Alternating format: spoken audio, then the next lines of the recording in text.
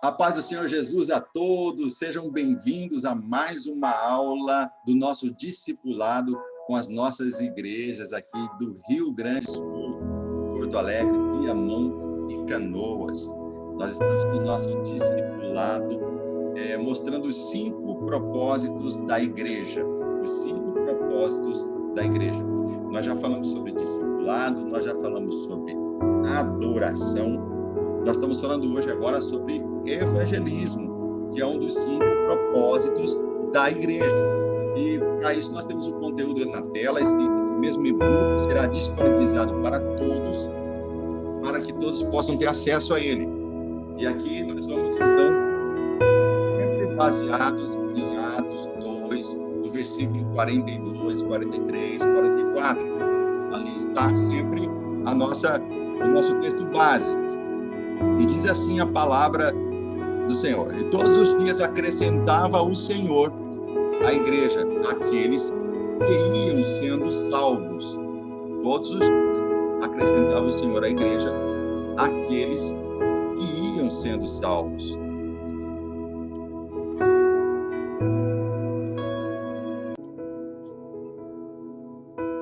Nós estamos nessa aula do nosso discipulado, falando sobre os 5 propósitos da igreja, e a aula de hoje fala sobre evangelismo. E o nosso texto base para essa aula é sempre Atos 2, 42, 43, 44.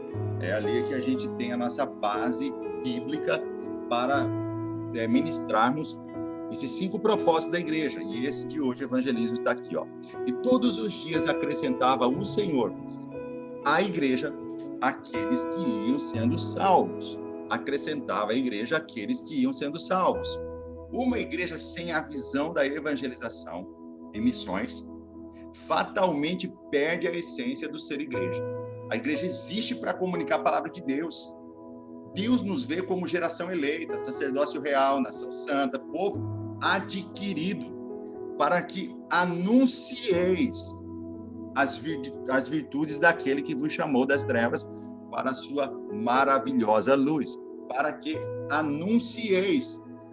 Nós somos anunciantes.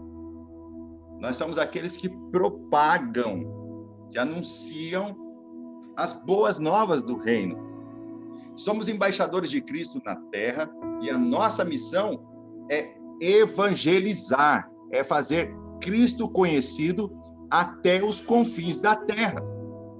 Em Mateus 28, 18, Jesus nos afirma: portanto, ide e fazei discípulos de todas as nações.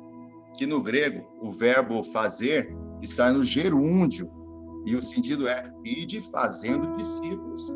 Entenderam? No original grego, está no gerúndio, não é ide fazer, é ide fazendo. É gerúndio, é tempo contínuo.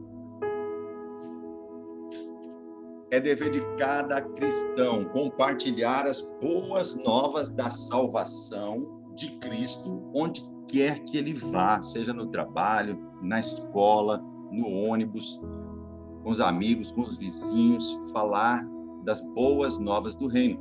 A igreja não pode perder a visão de anunciar que Cristo veio, morreu numa cruz, ressuscitou e prometeu voltar para nos buscar e levar aos céus.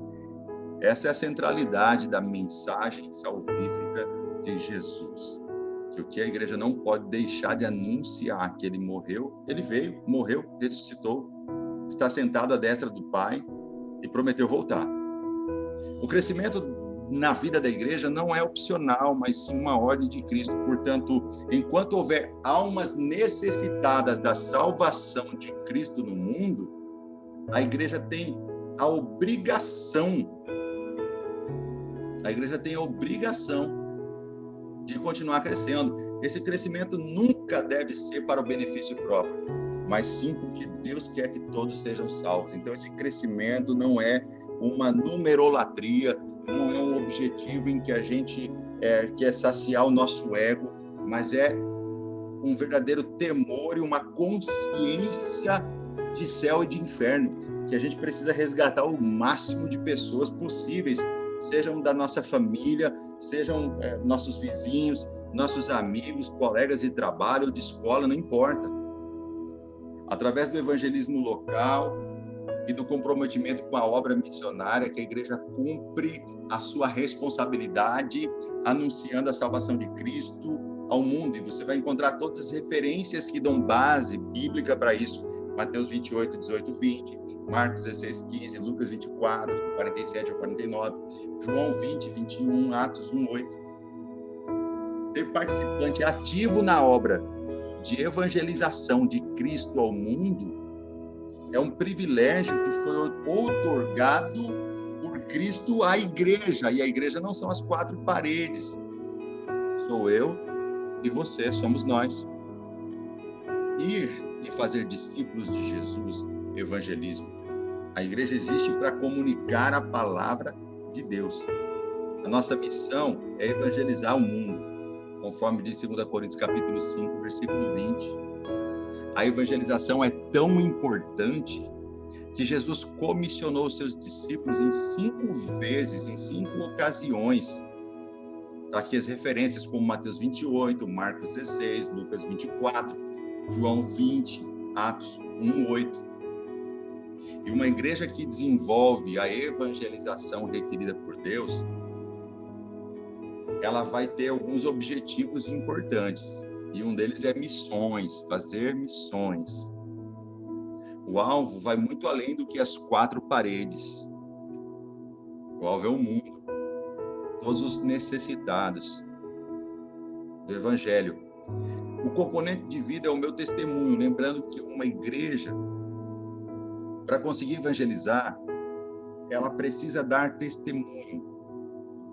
Nós sabemos que somos seres humanos, falhos, imperfeitos, mas dar testemunho é você cada dia mais se comprometer com a palavra de Deus, não só no aspecto interior, mas também no exterior, demonstrar isso para as pessoas, demonstrar isso nos negócios, demonstrar isso na vida. E essa é uma parte difícil, porque essa vida, ela está toda preparada para fazer com que o servo do Senhor caia, para fazer com que a serva do Senhor não permaneça em pé. A forma que o mundo tem dominado esta vida tem dificultado o nosso testemunho.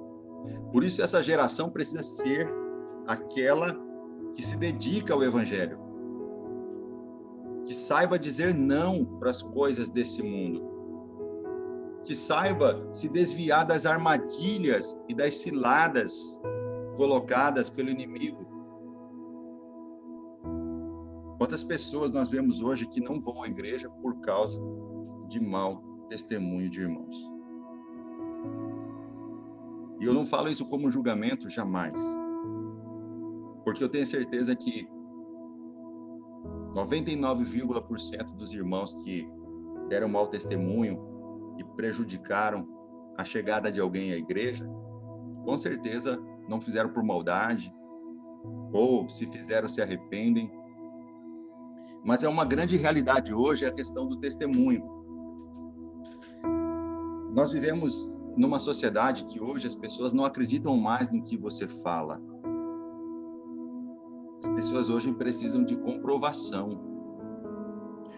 Nós vivimos no passado uma geração que ia para as praças, colocava um caixote ali de madeira, subia e começava a pregar e dizer que Jesus salva, que Deus é bom, que Jesus é maravilhoso. E as pessoas ali nas praças mesmo entregavam suas vidas para Jesus, chorando, se humilhando. Mas a nossa geração não é mais assim. A nossa geração é uma geração que quer provas de que realmente Deus fez e continua fazendo algo na nossa vida. Hoje não basta você dizer que Jesus ama a pessoa quer ver o amor de Jesus na sua vida e o seu amor por ele. Isso aumenta a nossa consciência. Isso faz com que nós possamos ampliar a nossa forma de ver o evangelho e de aplicar ele enquanto igreja. Muitos dos que me ouvem e me assistem agora são funcionários públicos. trabalham nas repartições públicas e atendem pessoas. E ali você é mais do que representante do público ou do governo, você ali é um representante de Deus. E ali você se torna uma referência na cidade, nessa função que Deus te colocou. E muitas vezes não precisa ser numa repartição pública, isso pode ser num banco, isso pode ser numa loja em que você trabalha, mas você atende o público e ali você faz um atendimento que, de tão bom que é, tão humano que é um evangelismo, e as pessoas querem saber o porquê você é assim. E aí, no nível de profundidade de evangelismo, você vai revelando quem é que te tornou assim, quem é que te fez assim. Veja que muitas vezes nós pensamos que o evangelismo começa a gente abordando a pessoa e indo direto ao ponto e já falando logo de Jesus, mas não, sabe o que acontece? Às vezes as pessoas param, elas se impressionam com o nosso jeito de ser e elas querem saber de onde vem. Por que nós somos assim? E aí sim a gente vai para um segundo passo e já começa a falar do amor de Deus. Não precisa necessariamente você ir direto ao ponto, simplesmente a pessoa vê algo diferente em você, ela quer se aproximar, ela quer se tornar sua amiga, ela quer saber quem você é. E às vezes, sabe o que acontece? Há pessoas que precisam ser alcançadas, que elas são influenciadas por espíritos malignos e elas são, naquele momento, induzidas por esses espíritos a não gostarem de você. E lá no seu trabalho, de repente, tem alguém que olha para você e não vai com a sua cara. E aí você não sabe por quê. Você nunca fez nada para aquela pessoa, você nunca fez mal para aquela pessoa. Mas ela está sendo ali influenciada pelas trevas para se afastar de você, porque as trevas sabem que através da sua vida, do seu testemunho, aquela pessoa pode ser liberta. E ao invés de você entrar na pilha, ao invés de você lutar contra carne e sangue, você já é treinado, capacitado, porque a sua igreja local capacita você, porque a sua igreja local treina você. Você já sabe como agir em momentos como esse, então você já entra em jejum e oração por aquela vida, por aquela pessoa, e você já começa a orar por ela, já coloca o nome dela no grupo de oração, e você já sabe assim, se o inimigo está me colocando contra ela, é porque Deus quer usar a minha vida para abençoar a vida dela. Então, vou começar agora a orar por ela, porque essa pessoa hoje pode ser alguém que não goste de mim, mas amanhã ela vai saber que Deus é na minha vida e que pode ser na vida dela também. E aí você vai lá e desfaz as obras das trevas, porque para isso o Filho do Homem se manifestou, para desfazer todas as obras das trevas. E aí você começa a perceber que o evangelho se torna um propósito para a sua vida e se torna uma necessidade básica. E aí você começa a ver que a igreja está focada na vida, em vidas. Veja, queridos, quando nós pensamos em evangelismo, nós pensamos em vidas. Nós não pensamos em tijolos. Não que tijolos não sejam importantes, porque os tijolos são para o benefício das vidas. E ter o melhor lugar para que as pessoas possam congregar é do agrado do Senhor. Deus assim quer. Mas focar em vidas é melhor do que focar em templos. Não que os templos não sejam importantes, mas templos sem vidas não passam de mausoléus. Mas quando a igreja foca em vidas, e essa igreja tem uma liderança treinada, equipada, preparada, conforme diz Efésios 4:13. E aí, então, essa igreja agora, ela sabe valorizar cada vida, ela sabe valorizar cada alma, ela sabe como se portar dentro e fora da igreja para dar o testemunho necessário para que vidas sejam salvas. E o benefício espiritual, o benefício emocional, o benefício físico é significativo, porque a gente começa a ver a obra de Deus sendo revelada na vida da igreja. A evangelização é que gera o crescimento da igreja. E esse crescimento, não se engane, não é apenas numérico. Esse crescimento é também espiritual, por parte daqueles que decidiram evangelizar, porque os evangelistas, eles estão sempre preparados para crescer emocionalmente, espiritualmente, a melhorar como pessoas, a melhorar como pai, como mãe, como irmão, como ovelha, como pastor. Porque o evangelismo eleva o seu padrão, eleva o seu padrão de vida, o seu relacionamento com Deus, o seu relacionamento com o próximo, tudo é elevado em um patamar acima do que você está hoje, porque você precisa evangelizar com excelência, e essa excelência será observada por aquele que está sendo evangelizado, porque a promessa que você está dando a ele de que o evangelho transforma, ele primeiro quer ver na sua vida. E só após ele ver na sua vida, ele vai entender que realmente vale a pena.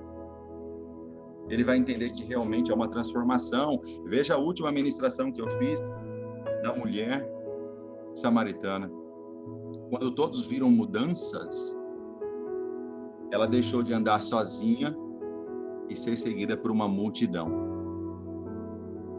Então, quando nós entendemos o valor do evangelismo na igreja, que vai além do que convidar alguém para ir para o culto, entenda, convidar alguém para ir ao culto faz parte do processo de evangelismo, mas o evangelismo não é convidar alguém para ir para a igreja, é falar de Cristo, do poder de Cristo, do amor de Cristo, da transformação que Cristo gera na vida de uma pessoa. E ir à igreja faz parte do processo de evangelismo, mas ir à igreja, convidar alguém para ir à igreja, não significa necessariamente ser evangelismo. Continue convidando pessoas para a igreja, mas lembre-se que o evangelismo é convidar pessoas para Cristo. Venham.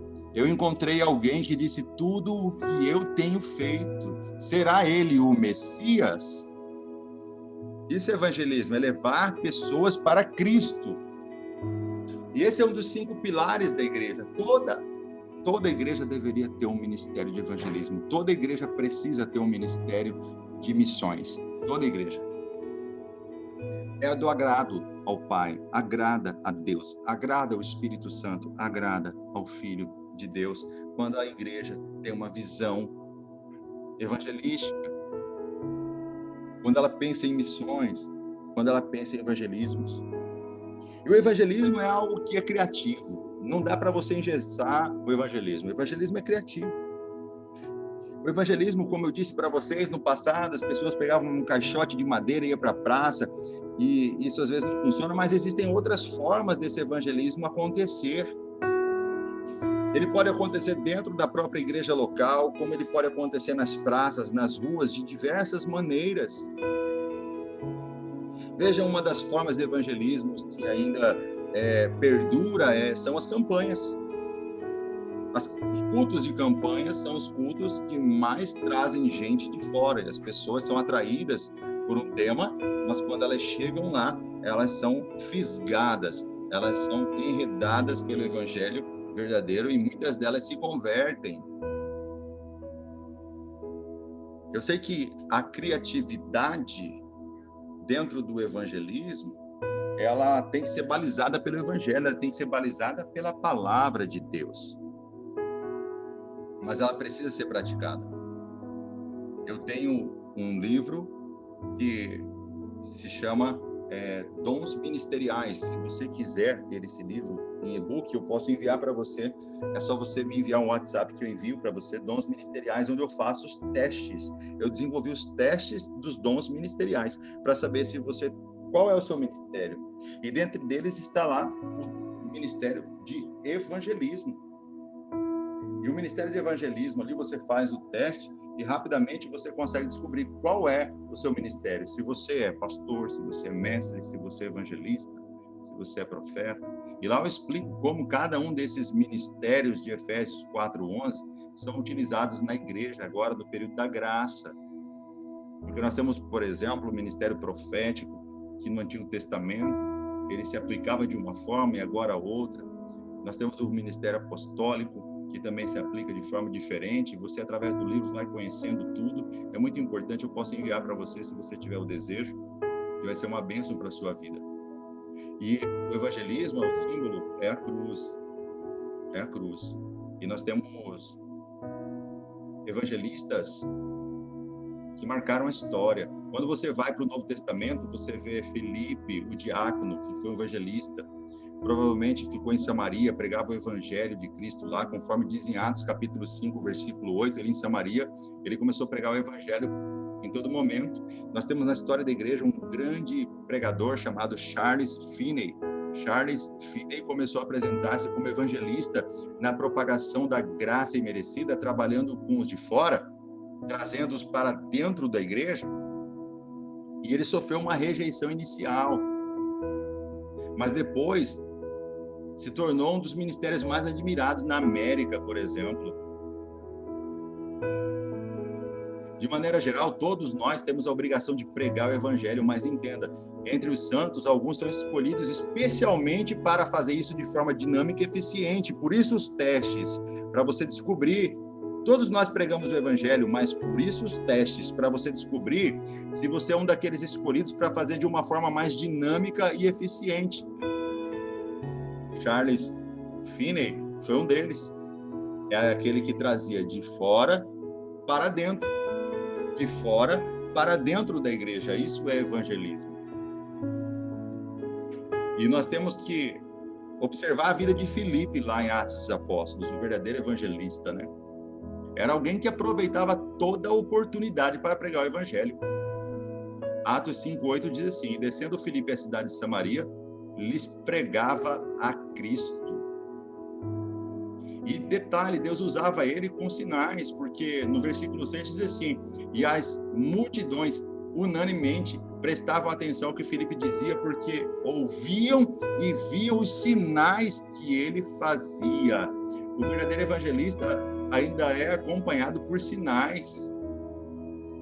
No versículo 38 do capítulo 8 mesmo de Atos dos Apóstolos, diz assim: e mandou parar o carro e desceram ambos a água, tanto Filipe como o eunuco, e o batizou. Filipe evangelizou o eunuco e batizou o eunuco. E ele prepara o caminho para os apóstolos, porque no versículo 14 de Atos 8 diz assim: os apóstolos, pois, que estavam em Jerusalém, ouvindo que Samaria recebera a palavra de Deus, enviaram para lá Pedro e João. Olha só, Samaria recebeu a palavra de Deus através de Jesus, com aquela mulher samaritana. Depois Filipe foi para lá, e então os apóstolos enviaram Pedro e João para Samaria, o mesmo lugar que eles tinham ido junto com Jesus até o poço de Jacó.